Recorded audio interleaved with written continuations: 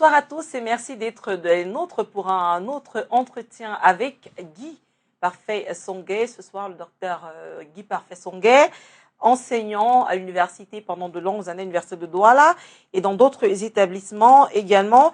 Mais ces derniers temps, surtout, coach en matière de développement personnel et, comme on va dire, pasteur, non, prêtre non plus, homme de Dieu. Comment homme de Dieu, il a aujourd'hui... d'après les révélations qu'il fait, reçu l'onction divine qui lui permet de guérir des malades, d'accomplir beaucoup de choses. Aujourd'hui, son sujet favori, c'est sa relation avec Christ. La rencontre, comment s'est-elle faite, les missions qui lui ont été confiées par Christ, ce que Christ lui a révélé d'autres. Tout ça nous intéresse parce que le monde et son évolution, à lui, nous intéresse. Bonsoir, docteur Guy Parfait-Songué, bienvenue. Alors, c'est vrai que quand je vous présente aujourd'hui, vous voyez que j'ai beaucoup de difficultés. Et ça, d'autres personnes également l'ont. Mais bon, on ne vous présente plus vraiment. Mais puisqu'il y a des gens qui vous suivent quand même sur les antennes régulièrement, qui vous connaissent de visu et même de nom, sans pour autant savoir qui sont vos parents, d'où est-ce que vous venez, ce serait peut-être bien qu'on commence par les renseigner sur ces sujets. Alors, maman est une Bassa, une Massa d'Union Ekele, précisément dans la zone qu'on appelle Mangwahe. Papa est un Bakoko. Oui. Et les Allemands ont appelé notre village Marie-Ambert. C'est la première église catholique du Cameroun. Mais nous, on l'appelle Elongango. Je suis un Bakoko Yakala d'Elongango. Je suis né à Edea. Il y a combien d'années environ? C'est vrai que beaucoup n'aiment pas parler de leur âge. Un peu plus de 37 ans, donc. D'accord. Marié Non, je ne suis pas marié. J'ai essayé 3 fois, ça n'a pas marché. Aujourd'hui, je ne vais pas dire que je m'en plains. Ouais. Je ne suis pas marié, mais je suis père. D'accord. D'un enfant? 2, d'ailleurs. De 2 enfants. Oui. Ok, alors, parcours scolaire, vous avez ce background que tout le monde reconnaît. Là où ça a un peu coincé à une époque, c'est sur la question de votre doctorat. Est-ce que vous êtes, oui ou non, titulaire d'un doctorat? Je vous pose la question de but en blanc. Oui, je me rappelle qu'une chaîne concurrente m'avait invité à un plateau qui m'avait pratiquement obligé à présenter ce diplôme. Et je crois que tout le monde se rappelle que j'avais présenté un document en cuir avec du papier incrusté à l'intérieur avec 3 cachets de signature. Je suis docteur. Si je n'étais pas docteur, l'université ne m'aurait jamais recruté dans ce que ça exige comme procédure. Parce que pour recruter quelqu'un comme moi qui travaille dans la fonction publique à l'université, votre dossier passe par 5 instances de validation. Oui. Avant les instances de validation, vous présentez les originaux de vos diplômes. C'est-à-dire, j'obtiens le doctorat, le PhD en sciences politiques en 2005, donc ça fait 10 ans maintenant. Je me présente à l'université de Douala. On me fait suivre les procédures d'usage. Je présente mes diplômes aux différents responsables de l'université, les originaux. Je me rappelle qu'à l'époque, le professeur qui était le doyen de la faculté des lettres, qui m'avait abordé en premier avant celui de la faculté des sciences juridiques et politiques, avait ri du fait que j'ai apporté jusqu'au CEPE. Professeur Bikoy, Nicodème Bikoy. Donc, j'ai eu tous mes diplômes, tous sans exception. Je suis recruté de la façon la plus normale. Le conseil consultatif de recrutement des assistants du 5 juillet 2007 me recrute avec une confirmation au conseil d'administration le 10 juillet. Et c'est-à-dire que quoi? Dans les usages au Cameroun, je ne sais pas comment ça se passe ailleurs, votre dossier passe par le conseil de département. Le conseil de département cote le dossier au conseil de faculté. Le conseil de faculté, et tout ça, ce sont des lots de dossiers, cote le dossier au conseil consultatif de recrutement des assistants où toute l'université siège, tous les doyens, tous les recteurs. Après, dans ce CCRA, vous avez le conseil d'administration qui entérine les décisions du CCRA. Et enfin, la mise en fonction par le ministre. M. Famendongo, le professeur Jacques Famendongo qui est en fonction, c'est lui qui m'a recruté. Donc, j'ai été recruté de la manière la plus légale. D'ailleurs, il est le tout premier à m'avoir décoré parce que 3 semaines après mon recrutement dans la fonction publique, c'est bien lui qui me donne le prix d'encouragement des recteurs pour l'excellence académique. Parce que j'ai reçu entre-temps 7 décorations, 4 américaines, 1 européenne, 2 camerounaises. Les 2 camerounaises m'ont été remises par le ministre Famendongo. Donc, tout a été fait de la façon la plus légale. Il n'y a pas eu de problème pendant mon recrutement. Et comment est-ce que cette affaire de diplôme douteux est-elle arrivée et comment a-t-elle été portée sur la place publique? C'est un processus. Alors, d'après ce que mes aînés m'ont dit à l'université, je dis toujours mes aînés parce que j'ai grandi avec la logique d'Africain. Il faut voir, quand je commence, j'avais 27 ans. Quand je commence, j'obtiens le doctorat. Le doyen, à l'époque, me dit que mes problèmes ont commencé quand on m'a décoré. Parce que j'ai été décoré 3 semaines après mon recrutement. En fait, ils m'ont poussé dans une compétition dont j'ignorais tout. Ils appellent ça les universiades. Donc, les universités s'affrontent dans un projet et c'est au niveau national. Et il faut même voir les photos. Lorsque je suis décoré le 2 août 2007, je ressemble vraiment à un étudiant. Quand on voit encore aujourd'hui que je suis jeune, il faut voir à quoi il ressemblait il y a 9 ans. Oui. Donc, alors, je suis là, au milieu de tout le monde. Je ne sais pas que je suis décoré parce qu'ils avaient bien fait les choses de façon à ce que les dossiers soient anonymés. Donc, les experts qui corrigent les copies, corrigent avec objectivité. Et c'est après qu'on fait la désanonymat. C'est comme ça que on entend devant tous les représentants de toutes les universités, le ministre, le gouverneur, le délégué du gouvernement, prix d'encouragement des recteurs pour l'excellence académique, Université de Douala, Guy Parfait Songhai. Et j'ai failli m'écrouler. Imaginez. Donc, alors le recteur me dit, non, le doyen de l'époque me dit que les collègues ont demandé, c'est même pas l'enfant qui passe à la télé. Il dit oui, mais il a commencé à enseigner quand pour avoir une décoration. Il me dit que mes problèmes ont commencé là. Donc, après ça, il y a eu une autre situation qui était intra-université de Douala. Lorsque je commence à enseigner à l'université de Douala, mes enseignements font beaucoup de bruit. J'avais une telle liberté de ton en cours magistral que l'amphi était toujours plein. C'est le délégué qui m'explique en fait que 3/4 des étudiants viennent des autres facultés. Et ça a créé beaucoup de complexes d'infériorité au milieu de mes collègues, des jalousies, etc. Ça a commencé à enfler comme ça. Non content de tout cela, au bout de quelques temps, je suis invité pour représenter le Cameroun à un programme international américain. Comment il s'appelle ça? International Visitor Leadership Program. Je crois que ça n'était jamais arrivé à l'université de Douala qu'un enseignant soit invité par le gouvernement américain, totalement pris en charge. Donc la lettre suit le circuit normal, ça passe par le recteur jusqu'au doyen, etc. Ça fait encore beaucoup de bruit. Certains se disent, oh, les Américains ont repéré son nez, il va partir. Ça fait beaucoup de bruit. D'ailleurs, même des collègues ont raconté que je ne reviendrai pas. Je reviens des États-Unis avec 4 décorations. Une médaille d'or d'excellence, sénateur honoraire de l'État de Louisiane, maire président de la ville de Bâton Rouge, décoration à la Chambre des représentants pour services rendus dans la promotion de la démocratie et l'éducation civique. Et je découvre ici que ces papiers n'ont rien d'ordinaire, que je suis le tout premier Camerounais à les avoir. Je suis menacé par des collègues qui m'appellent comme ça en pleine cour pour me demander pourquoi je reviens avec des choses comme ça. Au lieu de cacher ça, je fais un rapport officiel dans les usages. Je devrais me cacher. Ils m'ont dit ça. Pourquoi? Je n'ai pas compris. On m'a dit, quand tu reviens à des choses comme ça, on n'aime pas ça. Tu devrais te cacher. J'ai dit, mais je suis allé représenter le Cameroun. Ce n'était même pas l'université. Les autres représentants, nous étions de 12 pays africains francophones. J'étais le seul qui n'était pas gouverneur. Les autres représentants représentaient leur pays. C'est le minimum de rendre compte. J'ai rendu compte au département, j'ai rendu compte, parce que j'ai un rapport que j'ai produit, à la faculté, au recteur, au ministre qui m'a chaleureusement accueilli, et j'ai fait une copie pour la présidence de la République. J'ai représenté mon pays. À l'époque, c'était Condoleezza Rice qui était secrétaire d'État, oui, aux États-Unis. Oui. Donc, je ne savais pas que quand on revient avec des médailles exceptionnelles, puisque c'est à l'ambassade des États-Unis que je réalise même le côté exceptionnel de ce que j'ai reçu. J'ai déjà un prix d'excellence universitaire au Cameroun. Je reviens avec 4 décorations supplémentaires. Je n'ai pas encore 7 mois à l'université. Là, c'est allé très vite. On a commencé à me chercher des problèmes de tout. Et comme si ça ne suffisait pas, 2010, parce que là, 2007, 2008, 2009, j'ai toute cette décoration. Non, 2008, j'ai toute cette décoration. 2009, je suis déjà consultant et formateur pour les Nations Unies. Après, consultant et formateur pour l'Union européenne. Pendant pratiquement 3 ans et demi, je suis consultant et formateur pour des organisations internationales. Non. Je crois que dans un environnement comme celui-là, je les comprends. Ils ne pouvaient pas me laisser tranquille. Mais ça a été loin quand même, parce que ça ne s'est pas arrêté à des bruits sur la place publique, des contestations de vos diplômes.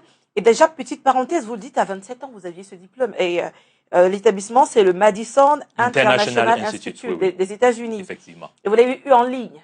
C'est un programme semi-présentiel. Oui. Je pense que tous les professeurs savent ce qu'on appelle un programme semi-présentiel.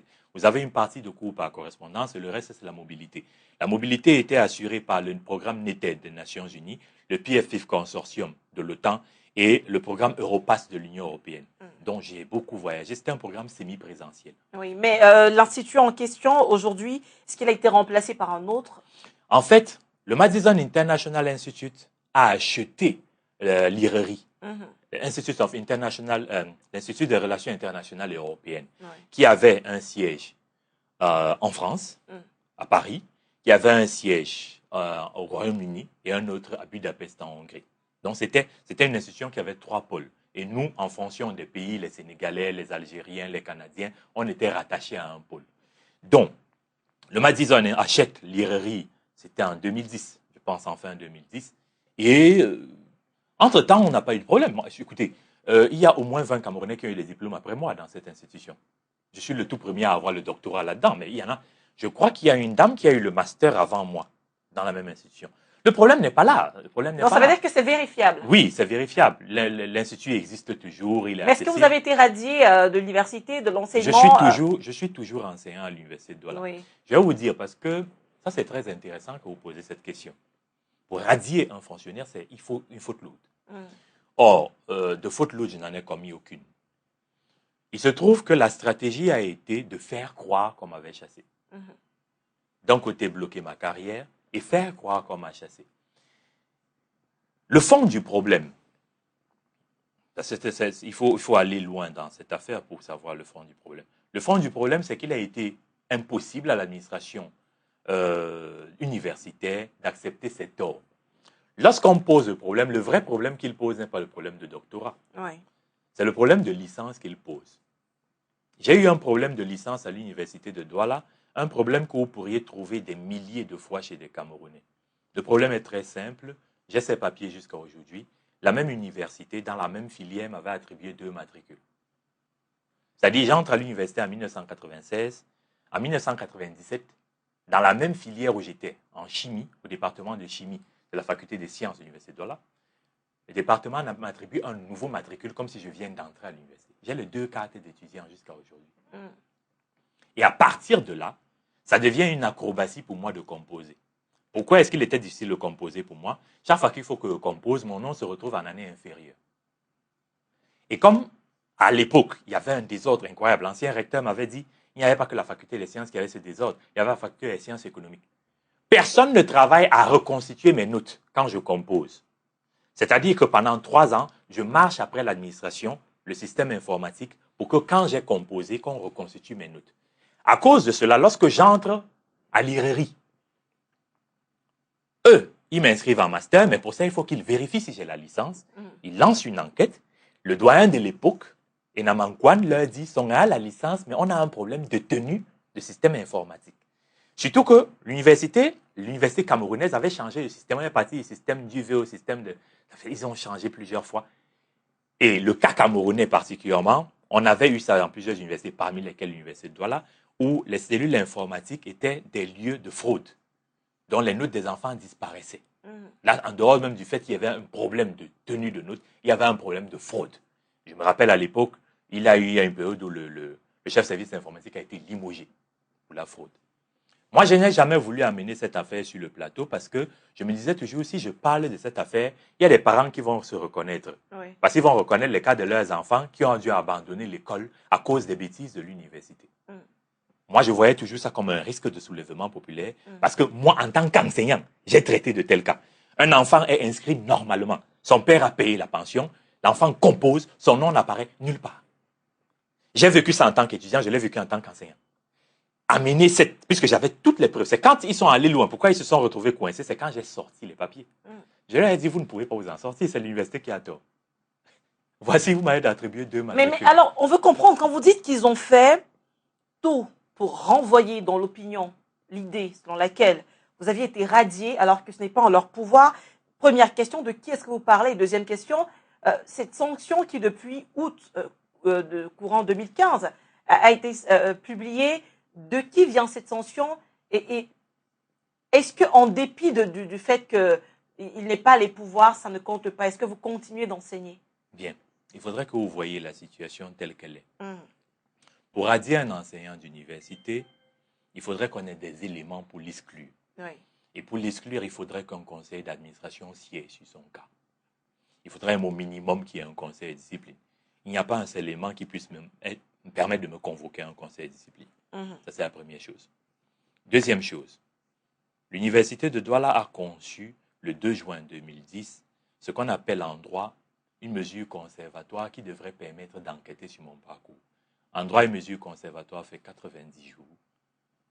Cette mesure conservatoire, qui n'est pas une sanction disciplinaire demandée à n'importe quel juriste, n'a jamais été levée.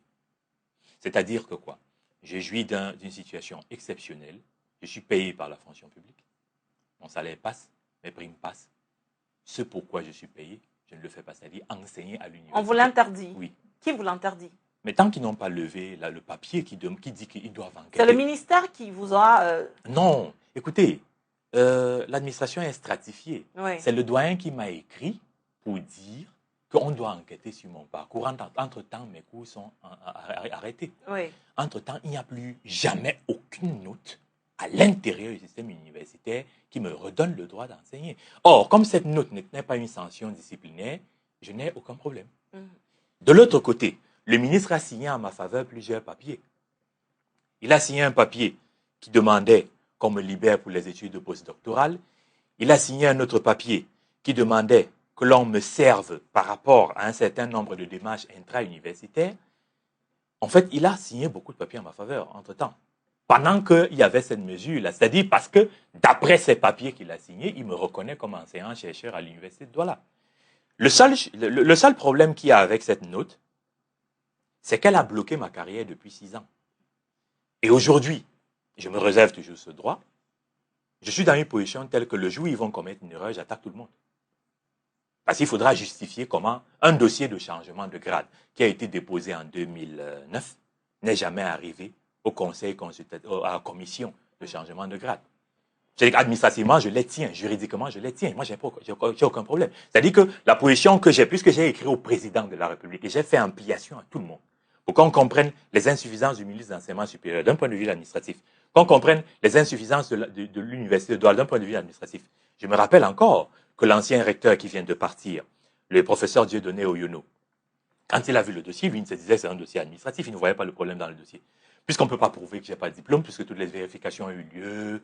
En fait, en 21e siècle, aujourd'hui, si on dit que quelqu'un a de faux diplômes, on peut vérifier en 24 heures. Il y a le fax, il y a le téléphone, il y a l'email. Donc, ils ont eu les vérifications. J'ai les copies de ce que l'université, le Madison, leur a envoyé. Donc, il n'y a pas de problème à ce niveau. Non, on sait qu'il est là, le doctorat. Puisqu'ils sont arrivés à un stade où le recteur de l'époque avait dit que s'ils en ont besoin, il va me donner mes notes de CC et d'examen. Ça veut dire que vous avez eu le baccalauréat à quel âge pour avoir le... J'ai eu le baccalauréat en 96. Donc, je sais quoi, j'avais 17 ans, 18 ans, je ne sais pas. Puisque je suis arrivé en terminale à l'âge de 16 ans. Oui. Et j'ai repris la terminale. Je suis arrivé en 16 ans. Et le fait de reprendre la terminale m'a rendu un énorme service. Parce que moi, je n'apprenais pas mes leçons. J'avais un principe, il fallait que je sois en classe quand l'enseignant parle. Pour moi, tout se passait là. Il faut que je sois concentré par un cours. Le fait de reprendre la classe de terminale m'a rendu un énorme service. J'ai compris que le génie ne suffisait pas. Que les meilleurs sont des bosseurs. Oui. Et ça m'a changé définitivement. D'accord. Alors aujourd'hui, en dehors de cela, est-ce que vous continuez d'enseigner quand même? Parce que vous êtes arrivé des cours dans des instituts privés aussi. Bien. J'ai été déjà, ça n'a pas changé, professeur associé à l'Université catholique pendant plus de 4 ans. Oui. J'ai eu à intervenir depuis 2 ans au moins à l'Université de la Côte. J'ai eu quelques interventions à Paris. Il y en a quelques-unes où je suis invité au Bénin. Quelques interventions aux États-Unis. Je suis demandé un peu partout. Donc, je ne m'ennuie pas. Ma vie d'enseignant est chargée. Parce que quand on prend l'université catholique, à l'université catholique, j'ai 8 enseignements, c'est pas rien. À l'université de Douala même, avant qu'ils viennent me bloquer, j'enseignais déjà un cycle de doctorat en anthropologie et en sociologie. Master, au département de communication où j'ai été recruté, j'enseignais déjà un master. Donc, je n'avais pas de problème. Et comme le besoin est tel qu'on a besoin de performance, d'une manière ou d'une autre, quelqu'un qui est performant et on n'a pas. Écoutez, j'ai reçu 7 décorations en moins de 6 ans. D'accord. Et le parcours que j'ai, que ce soit avec les Nations Unies ou l'Union Européenne, a fait que n'importe comment, on a besoin de professionnels dans l'université. J'ai été chef d'entreprise avant d'être, parce que là, je viens de créer une salle. Je viens de créer le potager Jardin d'Afrique, qui est une salle qui bosse beaucoup plus à l'international. Donc, je ne m'ennuie pas. Je ne m'ennuie pas, tout va très bien. On va sortir de ce dossier, de ce stop qu'on a fait sur le diplôme, parce que ça crée le buzz. Vous comprenez quand même qu'à l'occasion de cet entretien, qu'on ait envie de revenir sur ce sujet. Mais juste pour sortir, alors le ministre qui a autorité, parce que si c'est le doyen de la faculté qui vous a fait une note qui suspendait au entraînement pour besoin d'enquête, voilà. Et qu'après vous avez le soutien du ministre qui en plus vous a prouvé plusieurs fois que lui, il reconnaissait vos diplômes.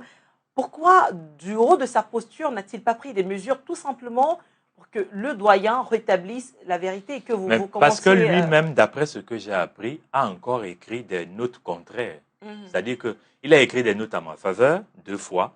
Après, j'ai appris qu'il a écrit des notes contraires. Et ça peut être dû à quoi?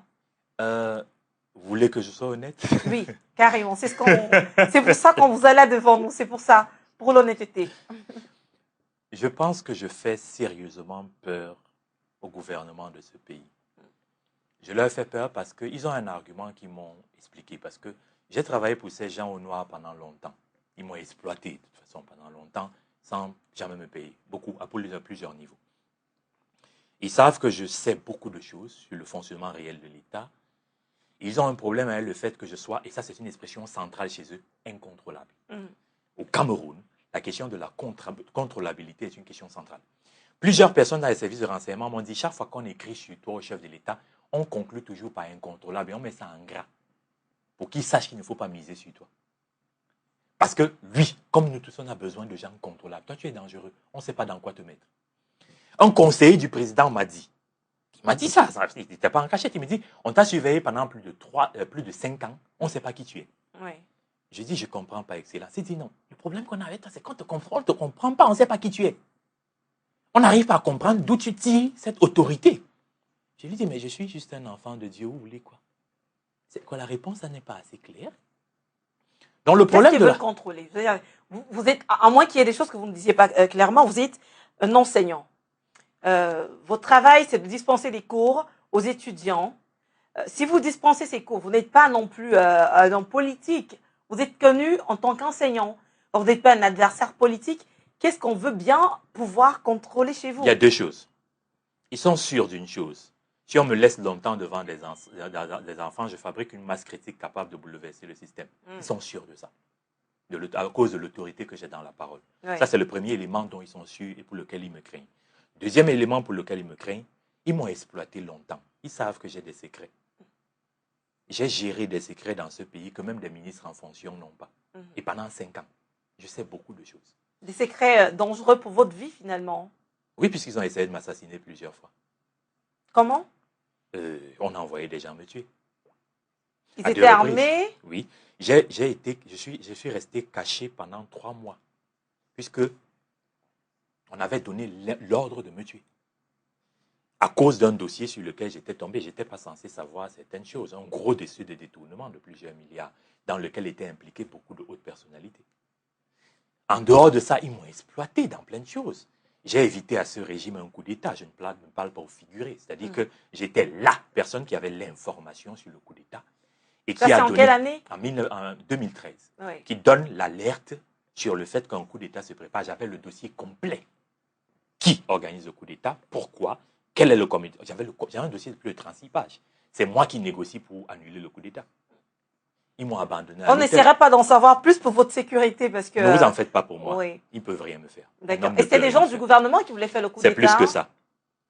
C'était organisé de très loin. Oui. Donc, ils savent que je sais toutes ces choses. Aujourd'hui, à cause de tout ce qu'ils ont eu à faire, je n'ai plus peur d'eux. Ils ont essayé sur le plan ésotérique, ils ont vu que ça ne marchait pas. Ils ont essayé de tuer un membre de ma famille dans la foulée. Ils ont vu que ça ne marchait pas. Quand ils ont vu que sur le plan ésotérique, ça n'allait pas, il restait l'option physique. Allez l'éliminer. Bon, quand vous voulez éliminer un homme que Dieu utilise, Dieu lui dit par de là. J'ai été traqué. C'est-à-dire que j'ai été traqué au point où le Seigneur m'a instruit d'enlever la puce, la batterie de mes téléphones pour ne plus être repérable. J'ai disparu pendant 3 mois. L'ordre était de me tuer. Il a fallu une puissance étrangère pour calmer le jeu. Leur dire que vous le touchez, on vous déclare la guerre. J'ai vu qu'ils m'ont traqué. Mais déclarer la guerre, ça veut dire que c'est carrément au niveau de l'État. Parce que pour que ce soit une puissance étrangère qui menace un État, il faut que ce soit la tête de l'État. Exact. Est-ce que vous êtes en train d'accuser le gouvernement camerounais, l'État camerounais d'avoir essayé de vous assassiner? Non, dire l'État, ce serait trop vague. Oui. Certains collaborateurs du président de la République ont donné l'ordre de m'assassiner. Mais comment la puissance étrangère veut-elle déclarer la guerre à un État? Est-ce que c'est possible? C'est possible. Ça veut dire qu'elles ont dû toucher le président de la République également pour votre sécurité? Exact. Donc, en tout cas, nous, on souhaite que vous vous portez bien Ne vous en faites pas, un que homme ne peut rien me faire. Et ça va, les pressions ont baissé depuis Non, les pressions n'ont pas baissé. de... J'ai toujours, de temps en temps, bon, ils ont fini les intimidations, les menaces, parce que j'ai vécu de tout ça. Ils ont essayé de menacer d'abord mes parents, ils se sont fatigués, ils ont vu que ça n'avait pas d'effet. Me menacer, ils ont vu que ça n'a pas d'effet. Intimidation, le blocage de la carrière fait partie du processus. Ils ont essayé de tout. Hein. Bon, aujourd'hui, quand je regarde ce qui se passe, compte tenu de ce pourquoi je suis né, parce que maintenant je sais pourquoi Dieu m'a envoyé, je n'ai pas à m'inquiéter parce que toute personne qui voudra m'assassiner va mourir, donc ce n'est pas mon affaire. D'accord. La dernière question quand même, c'est que je vous ai vu plusieurs fois dans la rue, en passant. Vous ne marchez pas avec des gardes du corps, vous intervenez sur les plateaux de télé. Et là, juste par curiosité, est-ce que ce n'était pas pour vous faire peur finalement? Parce que si on voulait vous assassiner, quand on veut vraiment assassiner quelqu'un, il y a nombre d'occasions qu'on pourrait exploiter pour parvenir à nos fins. Je suis mieux gardé qu'un homme qui a des gardes du corps. Ouais. Ma sécurité n'est pas des hommes. C'est à des niveaux spirituels, au niveau de Dieu et des anges. Oui. D'accord. Alors, on va justement, parce qu'on a parlé de spiritualité, hein, à revenir dans, je veux dire, rentrer dans le sujet qui passionne aujourd'hui. Vous guérissez miraculeusement. Vous avez guéri combien de personnes environ? Je ne sais pas. Bon, je vais dire tout simplement que l'une des choses qui m'a bien amusé, c'est que parmi les gens que j'ai eu la grâce de guérir par l'Esprit Saint, il y en a beaucoup qui sont des Bamileke, des gens de l'Ouest. Pourquoi? Quand vous aidez un Bamileke, il dit à son frère. C'est eux qui m'ont amené à l'international vite. Ouais. C'est grâce à eux que je me suis retrouvé à traiter des gens qui sont en Allemagne, en France, au Sénégal, au Gabon, en Côte d'Ivoire, aux Philippines, aux États-Unis. Donc dès que quelqu'un a eu un résultat, il dit à son frère m'appelle, puisqu'en fait pour obtenir la guérison de quelqu'un, je n'ai pas besoin de le rencontrer. J'utilise l'autorité que le Seigneur m'a donnée, celle de l'Esprit Saint, peu importe la pathologie. Ouais. Mais en fait, cette guérison, les gens regardent la dimension physique parce que c'est ça qui les intéresse. Non. Le Seigneur m'a donné autorité pour mettre de l'ordre dans la vie d'un homme sur tout aspect de sa vie. C'est-à-dire, quel que soit le problème qu'il a, je lui donne des consignes. S'il les respecte, sa vie s'arrange. Oui. Donc, les gens parlent beaucoup plus de la guérison. Oui, il m'a traité. Non, ce n'est pas juste physique. Tous les aspects, les problèmes de mariage, les blocages professionnels, socio-professionnels, les problèmes de stéréotypes, tout ça. J'ai eu des réponses en tout, sur tout. Bon, pour vous dire la vérité, pendant que je faisais ça, en fait, j'étais en stage. Il m'a mis en stage pendant 1 an. Il m'a formé. C'est arrivé comment? Parce qu'il faudrait que je vous raconte l'histoire. C'est peut-être intéressant. La rencontre avec le Christ. Alors, ça commence par un homme qui est un de mes anciens camarades, qui se prénomme Jean-Paul, qui se prénommait Jean-Paul. Il est déjà décédé. Ouais. Le Seigneur a mis fin à sa mission. Jean-Paul me parle de Dieu, mais il ne me parle d'aucune église, d'aucune religion. Il me parle de ce que Dieu veut faire pour le continent africain, du bouleversement du monde, etc., etc. Mais il parle de Dieu avec tellement de précision et de façon si palpable que ça commence à m'intriguer. Et puis bon, il découvre que je travaille pour le gouvernement parce qu'il me demande pourquoi est-ce qu'on veut te tuer. Oh, personne n'est censé savoir ça. Oui. Je dis qu'est-ce qui ne va pas. Il dit que depuis que tu viens me voir, ils ont des dizaines de francs-maçons qui sont venus ici. Ils veulent te tuer. Il dit mais comment tu peux savoir ça? Il dit, mais je n'ai pas besoin de demander, c'est le Seigneur qui m'a montré les francs-maçons qui veulent te... Et tous sont dans le gouvernement. Il dit, d'accord. Là, il m'a bouché un coin. J'étais obligé de le prendre au sérieux. Et vous n'étiez pas encore conscient de votre puissance spirituelle à l'époque? Non, je tâtonnais. C'est-à-dire que ce qui se passait à l'époque, quand certains ministres, certains ont fait ça jusqu'à la présidence, ça veut dire qu'il arrivait que quelqu'un m'appelle pour m'intimider. Des ministres en fonction. Certains sont même encore dans le gouvernement. Alors, c'est bien qu'on reprenne depuis le début. Oui. Déjà, comment ils font avant que vous ne vous mettiez à soigner? Parce que là, on est au début de l'histoire, à la rencontre avec le Christ. Oui. Avant que vous en arriviez au stade de guérison miraculeuse, comment eux, ils font pour savoir que vous avez une puissance spirituelle qui soit capable de déranger? Alors, ce problème commence depuis, parce que je pose la première fois le problème à ma mère, je suis en classe de terminale.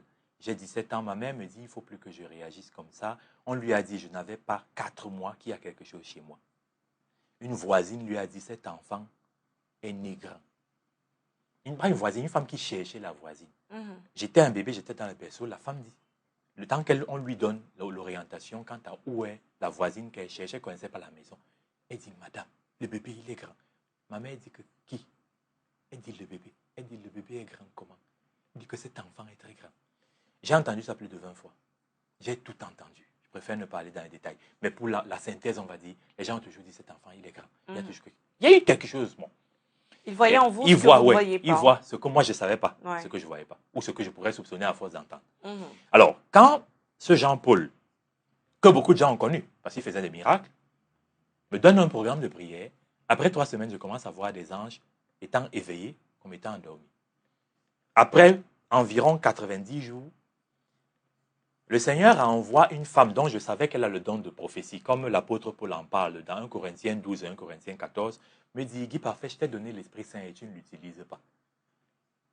Me dit ça un soir, dès le lendemain, je me mets à traiter. La première personne que j'ai traitée est un capitaine du BI. Il était dans ma gauche, sur ma gauche dans un bus, il avait la diarrhée. Je ne savais pas qu'il était un capitaine, il était en civil, on ne se parlait pas. Je lui ai juste dit bonjour, le temps de s'asseoir. Quand il sort la 3e fois, je lui demande où est-ce qu'il va. Il me dit qu'il est malade. On est sur l'axe, lourd. Je dis, vous souffrez de quoi? Il me dit, j'ai la diarrhée et j'ai mal au ventre. Je lui demande poliment, est-ce que je peux toucher votre ventre? Alors je touche son ventre en disant dans mon cœur, Seigneur Jésus, enlève son mal de ventre et neutralise la maladie de la dimension spirituelle à la dimension matérielle. Exactement ce que je dis là, mais en pensée. Je finis ça et je me remets à pianoter. Vous savez, on a un téléphone Android, on ne s'ennuie pas avec. Après 2 minutes, le monsieur s'incline pour me regarder. Il dit, c'est vous le professeur? J'ai dit oui. Il dit, qu'est-ce que vous avez fait sur mon ventre? J'ai dit, vous croyez en Jésus-Christ? Il dit, oui. J'ai dit, c'est Jésus qui vous a traité. Partant de là, c'est allé en cascade. Et puis, comme le Seigneur avait commencé à me former. Il a pris votre contact. Oui. Ils sont nombreux de toute façon. Il m'avait déjà expliqué que l'autorité spirituelle, en fait, il faut que je vous donne les lois pour que vous compreniez. D'abord, il y a la bidimensionnalité, que les gens le sachent ou pas, c'est comme ça. C'est-à-dire que l'homme a été conçu pour vivre dans 2 dimensions. Lui-même, Dieu l'a conçu dans 2 dimensions. On a les passages qui sont dans 1 Thessaloniciens 5, verset 23, qui le disent clairement.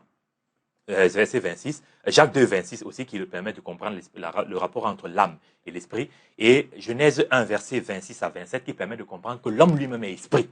Donc l'homme est composé d'un corps, d'une âme et d'un esprit. Je passe rapidement. Alors, au-delà de la double citoyenneté, il y a un élément, c'est-à-dire que c'est le domaine spirituel qui domine le matériel. Et la 3e loi, je passe rapidement, je ne vais pas aller dans les détails, c'est dans mes enseignements, dans mes livres qui sont sur Internet, c'est que il y a inopposabilité de l'univers matériel sur le monde spirituel. Ça veut dire que quoi? La distance matérielle ne vaut rien. Si vous voulez traiter quelqu'un, vous avez l'autorité spirituelle. Vous le traitez quel que soit l'endroit où il est. D'autant plus que s'il s'agit effectivement quand il s'agit, je vais dire, effectivement de la puissance de Dieu, on sait que Dieu est partout. Donc voilà, après, il est omniprésent, il est omnipotent. Quel que soit l'endroit, il devrait. Donc je me suis habitué à traiter les gens sans les rencontrer. C'est bien après que les gens venaient me voir.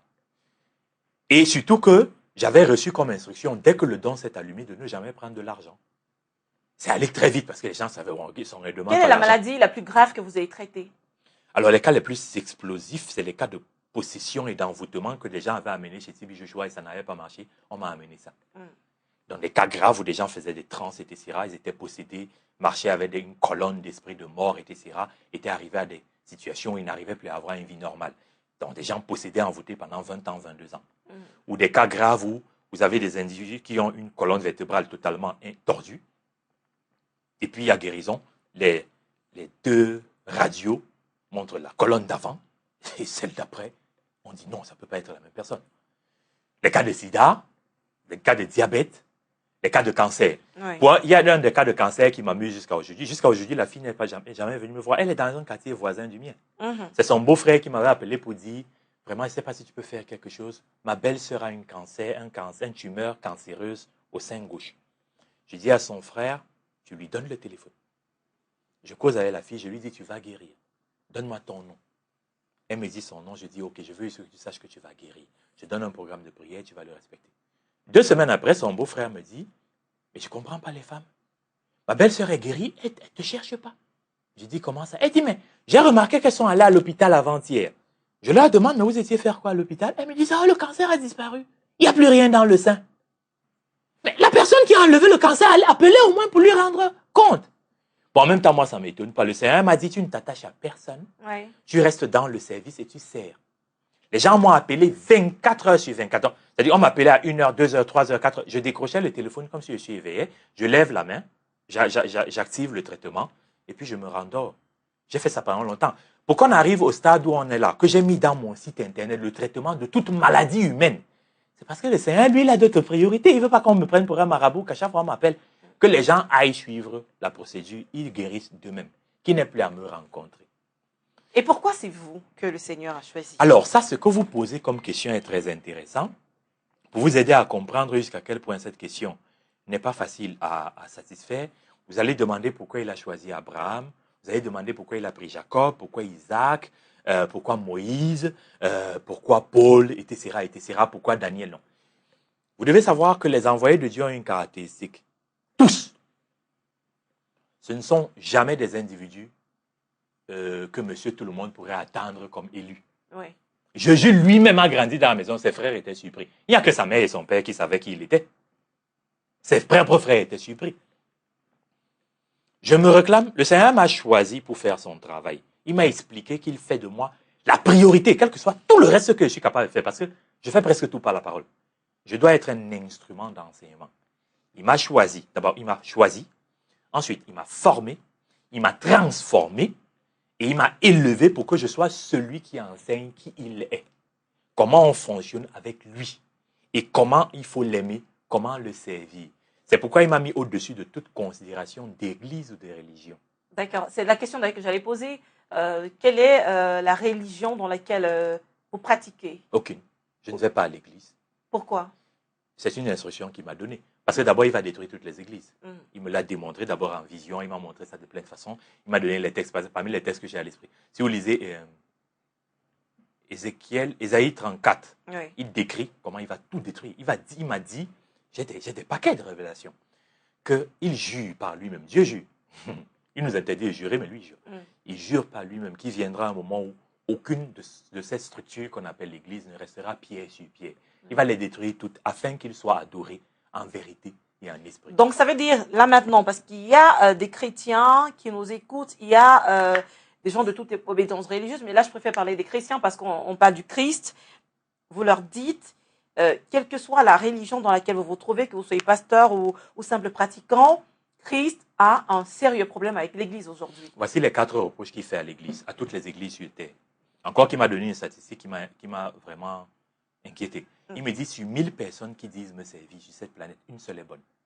Sur 1000, il n'a pas dit 100. Sur 1000, une seule est bonne. Il faut donc que tu fasses très attention. Voici ce que le Père reproche à l'Église. 1. Ils ont abreuvé le peuple de mensonges, l'éloignant de la vérité. 2. Ils ont converti le peuple à la religion, le convertir à Dieu. 3. Il leur reproche d'avoir fait du business dans la maison de son père. 4. Il leur reproche d'avoir fermé la porte qui mène au paradis alors qu'ils ne vont pas entrer. C'est pourquoi il veut tout détruire. En rendant le processus difficile, comment est-ce qu'ils ont fermé cette porte? En abreuvant le peuple de mensonges, oui. Non seulement ils se sont égarés d'eux-mêmes, mais ils ont égaré le peuple. Convertir le peuple à la religion, c'est quoi? Moi, par exemple, quand je demande aux gens de suivre Dieu, je leur dis pas suivez-moi. Je leur dis, ce n'est pas une phase. La relation à Dieu est personnelle. Suivez vous-même dans votre discipline personnelle intime. Personne n'est votre gendarme. Les autres ont fait croire que pour suivre Dieu, il faut les suivre. Il faut aller vers eux. Il faut se soumettre à eux, etc. Mais c'est une chose que le Seigneur déteste. C'est des gourous. Ils sont nombreux à être des gourous. Sans compter que ce qu'il m'a montré au sein de l'Église, si les gens avaient les yeux spirituels ouverts, ils n'entreraient pas à l'Église. L'Église est un haut lieu de chasse pour les armées de l'ennemi. La majeure partie des églises sur terre sont des hauts lieux de chasse. Qui chasse à l'église? Vous avez les esprits de mort, les esprits de nains. Les esprits de nains sont petits de taille comme ça, c'est des vieux petits de taille. C'est eux qu'on utilise pour vendre les gens. Ce que les Bamileka appellent femmes, là où les Bassa appellent koum. Bon, il y a beaucoup de gens ici qui sont vendus. C'est des coqs vives, ils ne savent vivre. Quand tu le regardes, tu le vois, il est attaché au village sur un poteau. Il croit qu'il est là, il est déjà parti depuis. C'est son âme qui est attachée? Non, c'est son esprit. L'âme est encore là. Oui. En fait, pour que vous compreniez, Jacques 2, 26 dit ça. La foi sans les œuvres est aussi morte qu'un corps sans âme. L'homme vit parce que l'âme est là, c'est tout. D'accord. L'esprit ressemble au corps en tout point, sauf qu'il est léger, il a une autre structure. Donc, esprit de mort, esprit de nain, ange et ténèbres, sorcier, sectaire, vampire, démon, esprit des eaux. Voilà 8 catégories, quelques génies, les 9 catégories qui chassent à l'église. Vous allez à l'église, si ça pouvait amuser mon père de faire ça, qu'un dimanche, il ouvre les yeux aux gens, il verrait quand ils entrent à l'église, il y a un serpent assis, un hippopotame, un serpent, un crocodile, une panthère, etc. C'est-à-dire, les gens viennent à l'église avec leur totem. Vous allez faire peur aux chrétiens, là. Non, je dois dire la vérité, je suis désolé. Mais en dehors de ce que je dis, mais beaucoup de gens savent qu'il y a des sorciers patentés qui viennent à l'église le dimanche. Si Dieu était là-bas, qu'est-ce qu'il viendrait faire? Vous croyez que si Dieu était là, les sorciers viendraient jouer au billard? Pour la petite information, il y a beaucoup de personnes qui se demandent souvent, c'est vrai que c'est pas écrit, hein, mais certaines personnes qu'on dit être des sectaires, qui appartiennent à des cercles exotériques et qui feraient de la magie noire, sont régulièrement dans des églises. Parce que Dieu n'est pas là, ils sont pas en danger. Mais qu'est-ce qu'ils vont quand même y faire? Ils viennent voler. Ils appartiennent à un individu qui a 3 spécialités. Il n'en sort pas. Satan, l'ennemi, le malin, appelez-le comme vous voulez, Lucifer, ne sort pas de ces 3 spécialités. Ce qu'il sait faire, c'est dérober, détruire et égorger. Il ne sort pas de là. Beaucoup de chrétiens sont des proies à l'église. C'est-à-dire qu'ils viennent là, naïfs, aveugles, ignorants. Quand ils prient, les grâces descendent, certains volent leurs grâces. Là, ça se passe là. Vous savez, comme je palpe ces choses. Le Seigneur me les a enseignées avec les différentes spécialités des anges. Il m'a montré comment le monde fonctionne. Mais pourquoi il fait descendre leur grâce dans une église qui est pleine de voleurs et ils savent que ces gens vont voler leur grâce? Ok, je vais vous expliquer. Voici les 3 catégories d'êtres humains sur Terre d'après Dieu. Il m'a expliqué ça dans l'ensemble.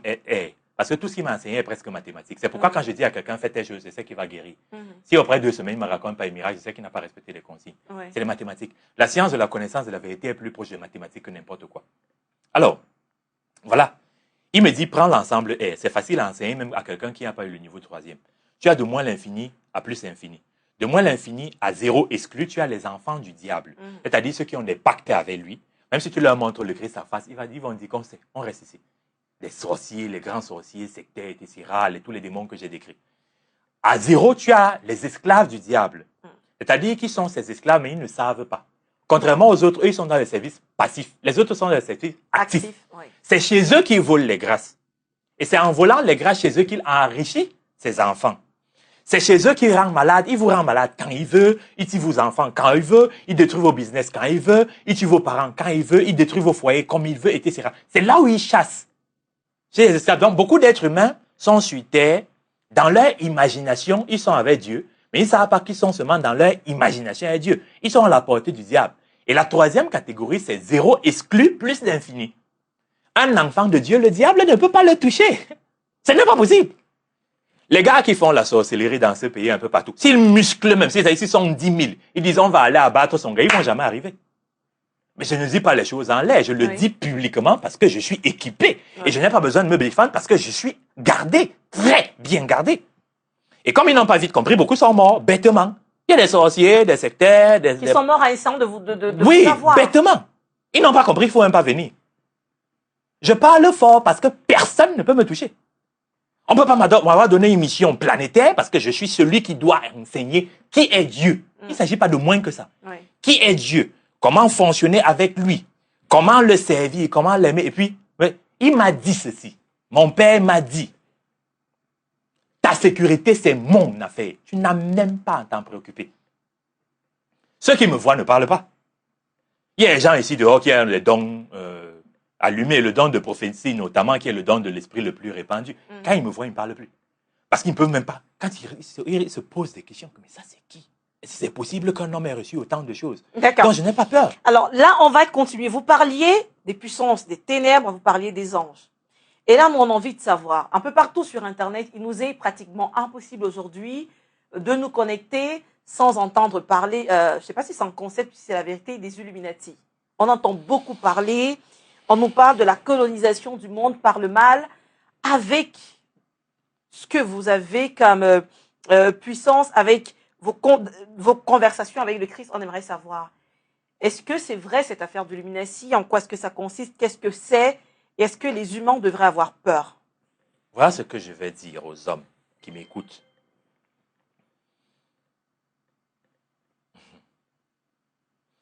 Dieu est en colère. Il est en colère parce que, premièrement, il a envoyé les hommes sur terre et il se comporte comme si personne ne les a envoyés. Il est en colère parce qu'on a enseigné qu'il est mort. Il est en colère parce que les hommes ont choisi d'écouter l'ennemi, qui est arrivé ici il y a quelques années après le déluge. C'est la période à laquelle Satan est arrivé. Il n'est pas là depuis très longtemps. Ça fait quelques milliers d'années qu'il est là. Qui est arrivé ici en se jurant d'amener le maximum de personnes en enfer. Et les hommes préfèrent l'écouter. Dieu est en colère parce que il s'est incarné dans la chair il y a plus de 2000 ans. Il a fait un sacrifice pour reconnecter l'homme à lui. Et les gens ont piétiné ce sacrifice. Ils ont outragé le sang de l'alliance. Alors, je vais le dire dans le français d'intellectuel ou je ne sais pas du sous-quartier. Il veut régler des comptes. Ceux qui ont conscience du mal, qu'ils cherchent franchement Dieu. Je ne parle pas d'église ou de religion, qui cherchent franchement Dieu. Dieu a des comptes à régler avec les cercles de sorcellerie là, et des sectaires. Il va les détruire tous. Tout sera anéanti. Il a des comptes à régler avec ceux qui ont établi ce que vous appelez ordre du monde. Il veut redonner le pouvoir au continent africain. Ce n'est pas un égyptologue qui parle. C'est un instrument vivant du Dieu créateur qui vous dit ça. Il ne comprend pas comment il peut avoir donné autant à l'Afrique et on lui a tout volé. Au passage, Dieu a tout créé en Afrique. Jésus-Christ était un Africain. De toute façon, s'il veut sauver les gens, ce n'est pas en Europe qu'il aurait choisi, c'est en Afrique. C'est pourquoi je suis choisi. Dieu a un problème avec ces églises-là, qui va aussi anéantir.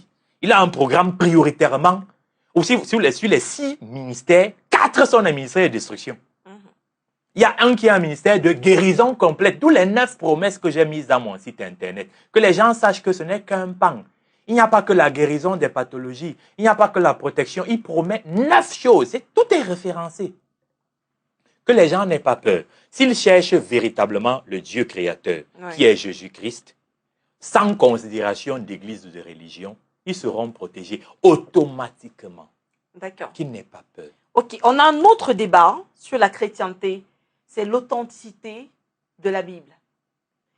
Alors, vous avez parlé de la colère du Christ, portée contre tout un tas de personnes, contre le monde, quand on voit les catégories que vous citez. Mais est-ce que la Bible, on doit y croire? Est-ce qu'elle n'a pas été manipulée? Bien. Que la Bible ait été manipulée ou pas, voilà les premiers éléments qui me viennent à l'esprit. Vous devez savoir qu'il y a 3 niveaux de connaissance de la loi de Dieu. Vous avez la connaissance matérielle des textes, c'est-à-dire quelqu'un peut réciter toute la Bible. Il a la connaissance matérielle des textes. Vous avez la connaissance spirituelle des textes, c'est-à-dire l'explication que l'Esprit Saint, parce que c'est l'Esprit Saint qui enseigne. Et c'est normal, depuis que l'élévation de Christ, c'est l'Esprit Saint qui enseigne. Je vais expliquer ça après si on en a l'opportunité. L'explication que l'Esprit Saint, c'est-à-dire l'Esprit de Dieu, vous donne d'un passage. Et vous avez la connaissance révélée des textes, c'est-à-dire la majeure partie des textes que j'ai reçus et que je vais continuer à recevoir pour refonder les enseignements, c'est-à-dire les enseignements que Dieu vous donne qui ne résident dans aucun document humain. Quand par exemple j'explique la raison pour laquelle Dieu a envoyé l'homme sur terre, je la donne. Ça c'est une révélation. Dieu a créé toutes choses et a engendré l'homme son fils. Il n'a pas créé l'homme, il l'a engendré. Vous ne créez pas votre enfant, vous l'engendrez. Dieu a créé toutes choses et a engendré l'homme son fils, afin que père et fils, rapprochés, se comblent mutuellement de bonheur éternel. Ça, c'est une révélation que Dieu me donne pour me dire pourquoi nous sommes là. Deuxième révélation qui me vient à l'esprit, c'est la définition de la relation à Dieu que l'homme ne connaît pas. La relation Dieu-homme est une relation de partenariat qui est régie par un contrat de libre adhésion à caractère synagmatique. J'explique. Le partenariat veut, parce que justement, père et fils sont mutualisés, que le père gagne, le fils gagne. Le contrat, le père signe, le fils signe. Libre adhésion, le fils peut refuser de marcher avec le père. L'homme peut refuser de marcher avec Dieu. Il y a des hommes qui ont refusé de marcher avec Dieu. Il y en a qui vont toujours refuser jusqu'à la fin des temps. Caractère synagmatique, le juriste vous le dira, est la particularité de ce que une prestation équivaut à une contre-prestation. Une autre contre, c'est-à-dire que quoi? Vous n'avez pas le droit de revendiquer certaines choses à Dieu si vous avez refusé de faire votre part. Et c'est là où beaucoup d'hommes ont échoué, parce qu'ils ne se posent jamais la question de savoir, oui, qu'est-ce que Dieu attend de moi au quotidien? Ils se disent, oh, il n'y a plus rien à faire. Faux! C'est un partenariat. Il y a une dimension bilatérale. Chacun a sa part à faire. Vous n'allez pas rester là, dire, je ne fais rien, Dieu va te faire pour moi. Ça ne marche pas comme ça. Il est très dur là-dessus. Il m'a enseigné ça avec une telle fermeté. Mais imaginez qu'un jour, je viens lui poser une question. J'ai un dossier. Il me pose carrément la question. Tu as fini le travail que je t'ai donné? Quand tu finis le travail, là, tu as le droit de venir me poser des questions. Fais d'abord ta part. Les gens n'ont pas ce privilège que j'ai d'entendre Dieu te dire fermement que finis d'abord ta part avant de venir me demander. Vous l'avez déjà vu ou c'est juste par la voix du Saint-Esprit? Il me parle de pleine façon. Voilà comment il procède. Je dis au passage à toutes les personnes qui croient en Dieu que toutes celles qui disent qu'un esprit leur parle aux oreilles, qu'elles aient l'absolue garantie, je la leur donne aujourd'hui à 200% que ce n'est pas Dieu. Ouais. Dieu ne parle pas aux oreilles des hommes, c'est le diable. Si vous avez les oreilles qui vous donnent, il y a un esprit qui vous parle, exceptionnellement, je vous donne le droit de me chercher, il faut fermer les oreilles là. C'est le diable qui parle aux oreilles des hommes. Dieu, première méthode, il vous parle au cœur. Vous entendez comme le tonnerre, un tonnerre, une voix de tonnerre dans la poitrine. Ceux qui ont le don de prophétie, la voix sécurisée, c'est là. Et ça chauffe. Ça chauffe, tu es éveillé, tu sens, ça chauffe. Deuxième voie, pour ceux qui ont l'autorité dans la parole, dans l'enseignement, ils reçoivent par révélation. Ça entre dans la tête. C'est pourquoi je peux enseigner des jours entiers. Je peux pas me fatiguer, puis les anges me rechargent. Je peux parler longtemps. Et je n'ai pas besoin de documents. J'enseigne. Même avant les anges, vous étiez comme ça. C'est-à-dire que oui, mais ils me préparaient. Je ne savais pas ça. L'art de la parole. Je ne savais pas qu'ils me préparaient. Oui. Puisque avant, je voyais le geste que je fais aujourd'hui, c'est-à-dire lever la main pour sortir la puissance. J'ai vu ça pendant des années, je ne comprenais pas ce que ça voulait dire. Ils ne me montraient pas ça pendant le temps de sommeil. Toujours en temps de veille, je voyais comment elle levait la main. Et je voyais que je levais la main, la puissance sortait de ma main. Je ne savais pas ce que ça signifiait. C'est quand les dons se sont allumés que j'ai compris ce que ça signifie. Donc, on était sur les manières dont Dieu oui, parle. Donc il parle comme ça. Il y a Troisième la chaleur, méthode. Le tonnerre oui, vous entendez une voix de tonnerre, vous parlez. Vraiment, c'est le tonnerre, mais c'est dans votre corps. Troisième chose, il vous envoie des images. Il projette des images régulièrement. Quatrième élément, c'est quand vous dormez. Il parle beaucoup pendant le sommeil. Premièrement, pour vous faire des promesses. Deuxièmement, pour vous apporter des réponses à certains problèmes. Troisièmement, pour vous montrer les dangers, vous prévenir. C'est très régulier. Ceux qui sont assidus, il leur parle. C'est même l'un des indicateurs de la bonne relation avec lui. Il vous dit clairement. Par exemple, il m'a dit quelque chose qui m'a un peu embêté. Il m'a dit, ça fait 3 jours, ceux qui refuseront de suivre le programme de prière que tu as publié seront condamnés. Parce que comme ils ne comprennent pas que c'est moi qui t'ai envoyé, ils le comprendront par la douleur. D'accord. Alors, merci. On va rapidement sortir par les prophéties sur le Cameroun. Samuel Percé, j'ai lu sur Internet, parce que je faisais des recherches, qu'il en a fait. Tibi Joshua, même durant le mondial, a vu le Cameroun remporter un trophée. Là, on disait que c'est l'équipe nationale qui devait remporter le trophée. Mais il y a, comme ça, un peu partout, des gens qui disent qu'il y a une puissance spirituelle très forte au Cameroun et que le Cameroun serait le point de départ de quelque chose qui envahirait le monde entier. Est-ce que, Chris, vous aurez fait des révélations sur ce sujet? Je vais vous dire ce que je sais, enfin ce que j'ai le droit de vous dire. Le monde va changer, le continent africain va prendre le contrôle de la planète. Ouais. Ce sera le changement d'ordre du monde le plus rapide qui ait jamais eu lieu. Ça va se passer assez vite. L'Afrique est l'endroit depuis lequel le changement se fera et l'endroit depuis lequel le monde sera gouverné. Le Cameroun aura une place centrale dans cette affaire. Les gens qui ont des connaissances ésotériques savent que le Cameroun est au croisement de plusieurs centres énergétiques. Beaucoup de gens qui ont des visions savent qu'il y a quelque chose dans ce pays. C'est depuis longtemps. J'ai même entendu des égyptologues dire que c'était l'ancienne Jérusalem. Je ne cherche pas à savoir plus que ça. Mais il faut faire attention avec les prophéties. L'élément le plus marquant qui montre qu'une prophétie vient de Dieu, c'est qu'elle se réalise. Pourquoi je n'ai pas peur de parler publiquement? C'est parce que je sais. Et il m'a prouvé ça plus. Il m'a entraîné pour que je comprenne, que je puisse vérifier. Dieu est un grand pédagogue. Et il ne cherche pas à te vaincre, il cherche à te convaincre. Il te vend sa maison, c'est chez lui que, entre chez moi, voici, regarde. Il m'a prouvé que ça marche, regarde, ça marche. Tu peux traiter, c'est moi. Tu peux résoudre les problèmes des gens, c'est moi. Il y a des cas où des parents viennent me voir. Mon fils est dans une secte. Vraiment, je vais faire comment? J'ai dit, il reviendra. Mais docteur, comment vous pouvez dire ça? Il dit que je l'ai déjà dit. Puisqu'il a béni ma langue. Tout ce que je dis se fait. Mais et les parents, ça arrive. Est-ce que vous pouvez faire revenir quelqu'un qui est dans une secte, qui a lui-même choisi de servir le diable s'il n'est pas d'accord? Parce que Dieu n'oblige personne à venir à lui. Ceux qui sont manipulés, oui. Mais celui qui est dans un pacte, s'il ne vient pas livrer ces choses, on ne peut rien faire pour lui. Le Seigneur m'a dit froidement, dans certains cas de figure où je voulais réagir, il me dit que rappelle-toi que je vous ai donné le libre arbitre. Tu ne forces pas la main. S'il ne veut pas t'écouter, laisse. C'est pourquoi très souvent je n'insiste pas. Puisque quand il me formait, il y a des gens qui m'ont agressé. C'est-à-dire verbalement. Je regarde quelqu'un, je vois qu'on l'a vendu, je lui dis que ça ne va pas. Je ne sais pas comment lui dire qu'on l'a vendu. Vous faites ça comment? Vous dites, Toi, je crois bien que tu n'es plus ici. Non, vous savez, c'est délicat. Tu regardes, tu vois, on l'a attaché, il n'est plus là. Il marche, il fait l'amour, quoi. Il vit normalement, mais il n'est plus là, quoi. On l'a vendu. Et ils sont nombreux comme ça sur Très Terre. nombreux, au Cameroun, 60%. Beaucoup de gens qu'on a vendus. Esclaves du diable, c'est comme ça que vous les appeliez. Les esclaves. Oui, ils sont les esclaves. Ils se nourrissent chez eux. Les esclaves passifs. Oui. Non, non, ce sont les esclaves qui sont dans le service passif. Oui. Ils ne savent pas qu'ils sont sa proie. Par exemple, quelqu'un qui n'est pas de Dieu ne sait pas qu'être malade n'est pas normal. Mais allez lire Exode 23, le verset 25 à 26. Celui qui est de Dieu ne tombe pas malade.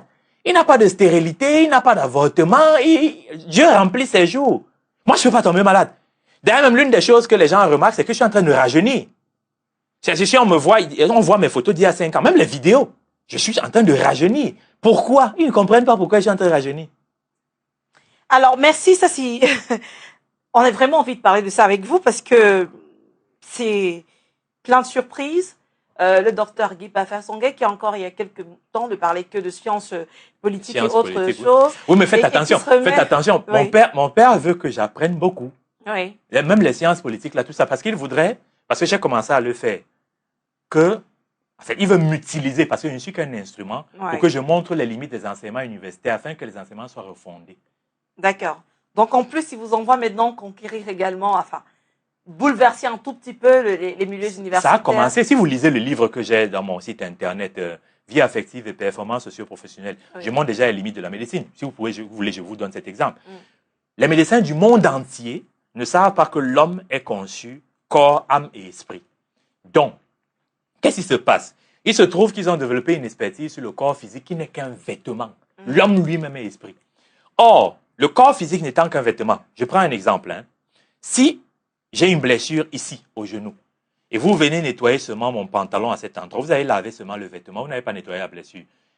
Or, les médecins ne savent pas que une blessure comme celle-là, où vous nettoyez seulement le vêtement, c'est ce qu'on appelle une maladie spirituo-matérielle. C'est-à-dire l'esprit est atteint et comme il n'aime pas supporter les charges, il décharge sur le corps. Vous venez nettoyer le corps, vous n'avez pas enlevé la source. Résultat, c'est une maladie qui revient.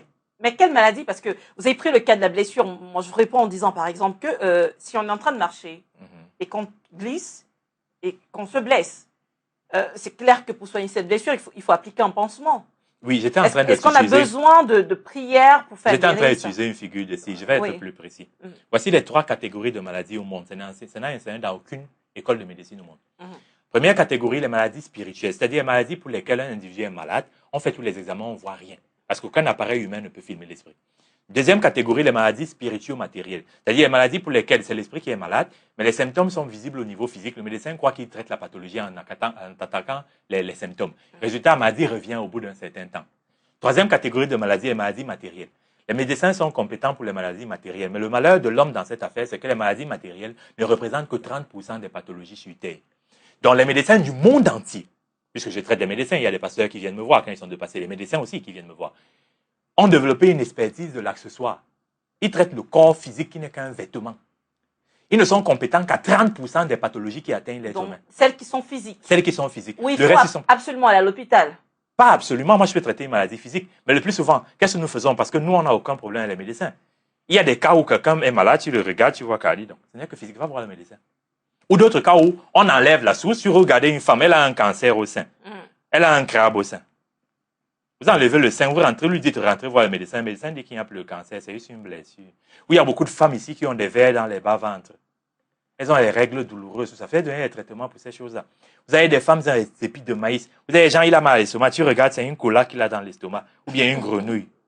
C'est effrayant. Ou bien tu regardes quelqu'un, il dit qu'il a un mal de tête chronique depuis des années. Tu regardes, tu vois que, oula, c'est des fourmis qu'il a dans la tête. Alors, on passe, parce que là, vraiment, cette émission passe très tard dans la nuit. À plus de 23 heures, est en train de parler des choses aussi effrayantes. Tout de même, ce qu'il y a également, cette affaire sur la vie, le coaching sur la vie, le développement personnel, je veux dire. Ça également, c'est récent pour vous. Non, c'est pas récent. En fait, je fais du coaching depuis au moins 8 ans.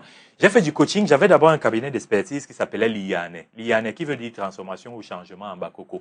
J'ai fait du coaching dans des entreprises comme le ministère des Finances, où j'ai fait un séminaire de 3 jours, Camtel, Isacam. Beaucoup d'entreprises à Douala ont bénéficié de mes séminaires. Mais c'était pas sur le développement personnel. C'était du coaching. Sur le développement personnel. Effectivement. D'accord. Depuis au moins 7 ans, je fais du coaching. Il y a même des gens qui me payent pour le suivi individuel. Je l'ai fait.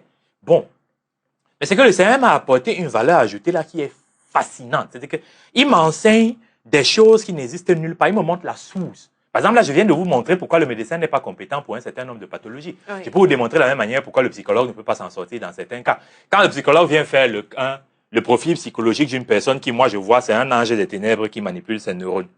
Il fait le profil psychologique de quoi? De l'ange des ténèbres, des effets de la manipulation ou bien du manipulé. Je comprends pas. En fait, il n'a pas accès à la vraie source de la manipulation. Il y a des malades mentaux ici, ils marchent avec les esprits de l'air. On les a vendus depuis. Tu regardes. Il y a même des gens ici, tu vois, ils marchent en frimant. Tu le regardes, il est attaché comme un bâton de manioc. Il est déjà attaché, envoûté, possédé. C'est-à-dire que. Et donc, dans la vie personnelle, qu'est-ce que ça va, je veux dire, dans le coaching, qu'est-ce que ça vous a apporté? Alors, ce que le Seigneur m'a apporté a rajouté dans la guérison totale de l'individu. Jusque-là, je savais aider l'être humain au niveau mental, psychologique et physiologique. Il m'a montré comment aider l'homme depuis la source, son esprit même et son âme. Oui. C'est devenu magnifique. Donc, c'est juste, ça a créé une complétude, quoi. Mais là-bas, vous faites payer quand même vos conférences. Oui, vous faites payer l'entrée à 10 000 francs. Oui, il m'a donné le droit de recevoir l'argent pour ça, puisque pour l'enseignement, c'est payant, oui. D'accord, pour l'enseignement, c'est payant, mais pour la guérison, il vous a dit jamais? Non, il m'a dit jamais. Parfois, les gens viennent, puis il y a des gens qui me donnent la dîme, il y en a qui viennent me faire des offrandes, mais ça, c'est après. Mais si quelqu'un croit que parce que je l'ai traité, comme donner l'argent, je vais refuser. Ça marche pas comme ça. Mais si c'est un cadeau, juste pour dire merci, vous pouvez accepter, c'est autre chose. D'accord. Alors, déjà, quand vous faites payer pour le développement personnel, il y a des gens qui pensent que c'est un peu de l'escroquerie, que c'est pas un discours cohérent de dire je prends pas de l'argent, mais j'en prends quand même. Non, c'est pas la même chose. J'ai le droit, parce que je suis un instrument d'enseignement, de vivre de mon enseignement. Oui. Je suis quand même professeur d'université, donc j'ai un droit. Par contre, ce n'est même pas le problème. Dieu peut donner le droit de traiter et de prendre l'argent. Il peut dire, pour traiter, tu prends la dîme. Il peut dire, pour traiter, tu prends l'offrande. Il peut donner un montant. Dieu peut faire ça. Parce qu'on fait de ça en travail, avec son appui. Oui. C'est un droit. C'est que pour moi, pour des raisons, je ne peux pas dire qu'à mon intelligence matérielle, j'ai compris. Il m'a dit non, pour ça, ne prends pas l'argent. Surtout parce que les gens ont l'habitude d'avoir des marabouts dans leur tête là. Et ils te prennent pour un marabout, quoi. C'est-à-dire qu'au lieu de suivre la discipline que le Seigneur exige, ils pensent que c'est en venant vers toi chaque fois. Au lieu de respecter les heures de prière, tout ça, ils pensent qu'il va t'agacer en permanence. C'est comme ça qu'il va guérir, il cherche le raccourci. Non. Il faut qu'il se discipline. Par exemple, comme ce qui m'a fait là, pas de sexe. Toi aussi, il te dit 90 jours, pas de sexe, tu dois accepter. Respecter les heures de prière, tu dois être là à l'heure. Alors, vous avez fait 90 jours sans faire l'amour? Un an. Un an. C'était une instruction divine. J'y suis. D'accord, c'est une instruction divine. Oui. C'est pas difficile, il n'y a pas de moment où vous avez envie de craquer ou disons vous avez des clientes, enfin pas des clientes, mais des malades qui viennent vous voir, qui ont des accoutrements, qui vous mettent mal à l'aise. Vous savez, le fait d'être enseignant d'université m'a quand même aidé. On voit de tout. Les filles s'habillent mal, c'est pas possible. Bon, on voit de tout et puis je suis normal, hein, en dehors juste d'une puissance extraordinaire et de dons extraordinaires parce que c'est quand même, je suis obligé de me contrôler parce que quand il a commencé à m'armer au début, parce qu'à ce temps, il l'a fait tellement de fois, bon, je préfère ne pas en parler. Il vaut mieux qu'on ne sache pas. Il m'a dit, fais attention, même en pensée, tu peux faire une chose. Donc, il m'a discipliné, nettoyé. J'ai jeûné d'abord pendant 6 mois, dans la phase initiale. 6 mois de jeûne, avec des phases de jeûne sec, que je bois rien, je mange rien, toute une journée, une autre journée, une troisième journée. Après, des phases de jeûne avec fruits, c'est-à-dire je ne mange qu'à partir de 18h, mais je ne consomme que des fruits, etc. En fait, il m'a dit que pour tout ce qu'il met en moi, il faudrait que je sois pur. Et comme les gens ne savent pas ce qu'est l'acte sexuel est une fusion d'énergie. Donc, si tu veux te salir vite, si je suis un tel programme, va dans l'acte sexuel, on te salit rapidement. Chaque acte sexuel va te faire regresser. Donc, il vaudrait mieux quand les gens engagent le programme que le Seigneur a suggéré, s'ils veulent avoir une partenaire ou un partenaire, que le partenaire suive aussi son parcours spirituel. Sinon, le partenaire va le rendre malade. D'accord. Alors, on était en train de parler de ce développement personnel. Quels sont les points sur lesquels les Camerounais ont besoin d'être éduqués aujourd'hui? D'abord, l'estime personnelle. Oui. Beaucoup de personnes souffrent d'infimité parce qu'on les a anéantis au niveau mental. On leur a mis dans la tête qu'ils ne valaient rien. On leur a dit qu'ils ne valent rien. On leur a prouvé qu'ils sont incompétents. On leur a démontré qu'il ne faut jamais oser. Je dis très souvent aux gens, vous êtes de très loin plus intelligents que vous en avez conscience. Vous avez droit au bonheur. Réussir est un droit, être heureux est un droit. Acceptez de donner le meilleur de ce que vous êtes, de ce que vous avez au quotidien. En fait, je vais donner la définition de la discipline telle que Patrick Leroux, qui est un expert dans le domaine, donne. Oui. Il dit ceci, La discipline consiste à bien faire tous les jours de votre vie. Ce que vous savez qu'il vous faut faire, même quand vous n'en avez pas envie. Je demande aux gens de faire ça, comme ça qu'ils découvrent les talents qui sont en eux et qu'ils découvrent jusqu'à quel point il leur est possible de réussir. Donc, estime personnelle d'abord, et ensuite, on se retrouve avec, en dehors de l'estime personnelle, le fait de leur donner du courage, de l'audace et de leur apprendre à passer à l'acte.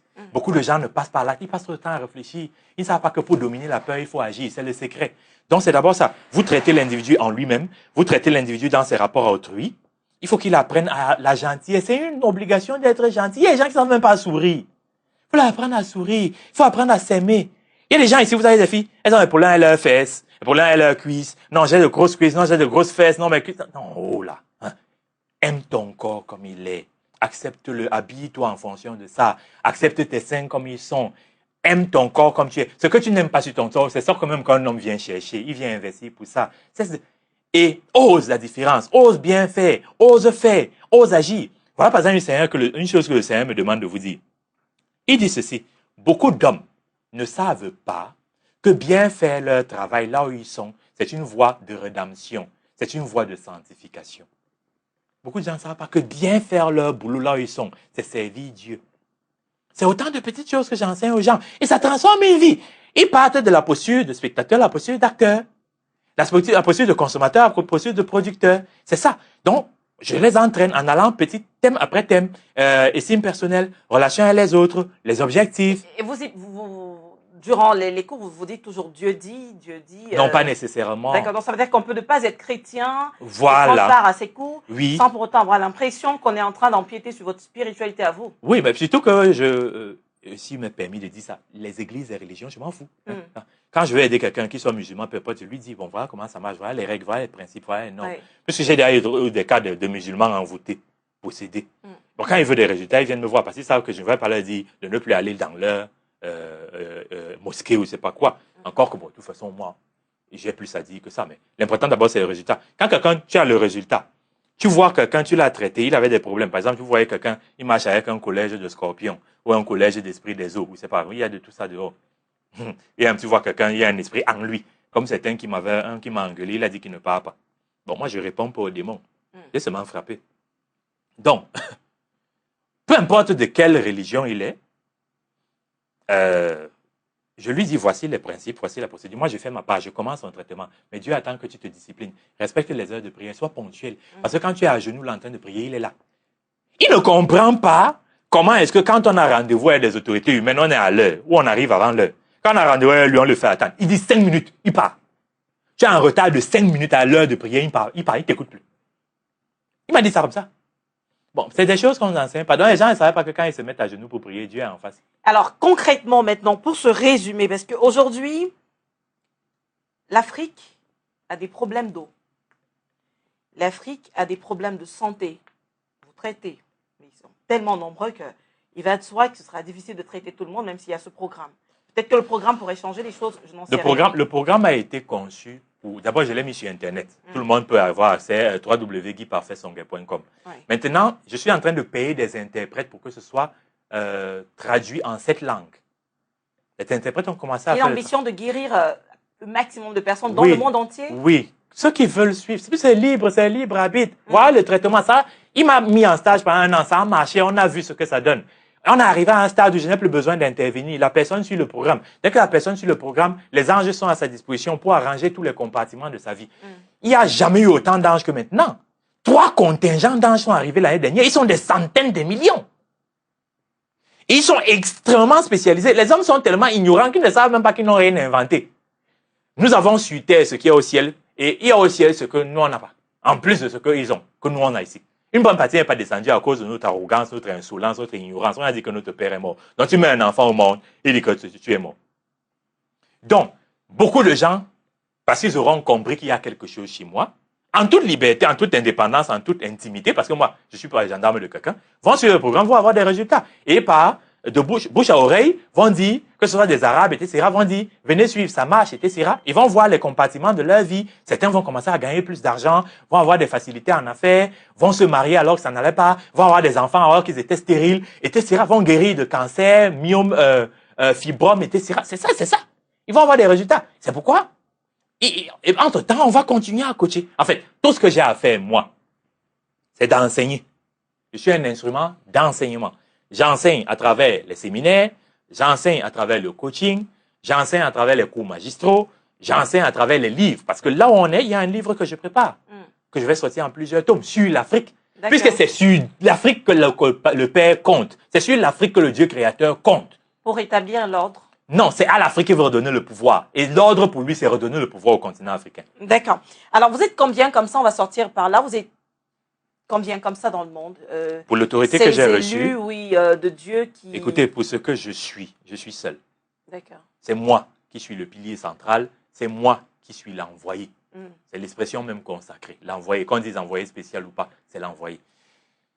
Beaucoup de vocations naissent autour de moi. Parce qu'il y avait autre chose qui est extraordinaire. Quand les gens suivent les programmes, c'est un don s'allume. Il y a des gens qui, de plus en plus, vont servir de messagers, Mais pour le travail que j'ai à faire, non, on n'est pas deux. Bon, et personne, je suis venu au nom de mon Père. Est-ce qu'il ne vous a pas révélé les autres? Parce que ce que certains hommes religieux disent, c'est qu'en général, Dieu, quand il travaille, il n'essaie pas forcément de mettre tous en contact. C'est-à-dire qu'il peut en avoir un autre ailleurs qui fait des choses sans que vous vous en rendiez compte. Écoutez-moi bien. Nous sommes en train d'aller vers une fin de cycle. Oui. L'enseignement va se faire le temps nécessaire. Quand le Père aura fini d'enseigner, en utilisant son instrument d'enseignement, viendra la fin. Pourquoi est-ce que je me mets rapidement à l'international? Pour qu'un maximum de personnes soient touchées. Et à partir du moment où un maximum de personnes est touchées, en moins de 3 ans, le programme d'enseignement peut être achevé. Une personne peut faire ça. Et à partir du moment où une seule personne peut faire ça, parce que transformer une personne, comme il a fait avec moi, ça demande une négociation. Il négocie avec vous. C'est un grand pédagogue. C'est difficile d'accepter. Non, mais comment? Il te prive de tout, en fait. Il te prive de beaucoup de choses intéressantes. Il vous a brisé pour vous faire accepter? Non, je n'ai pas l'impression qu'il m'a brisé. Au contraire, il m'a rendu meilleur en tout. Oui, mais avant, au départ, quand les changements rentraient pour faire renaître le nouveau vous que vous présentez aujourd'hui, qui ne fait pas l'amour, qui se prive de tout un tas de choses, c'est pas facile. C'est que comme il m'a vendu ce que je gagnais, j'ai vu que ce que je gagnais était immense et j'ai cessé de me retourner. D'accord. Vous avez fait des sacrifices qui s'imposaient.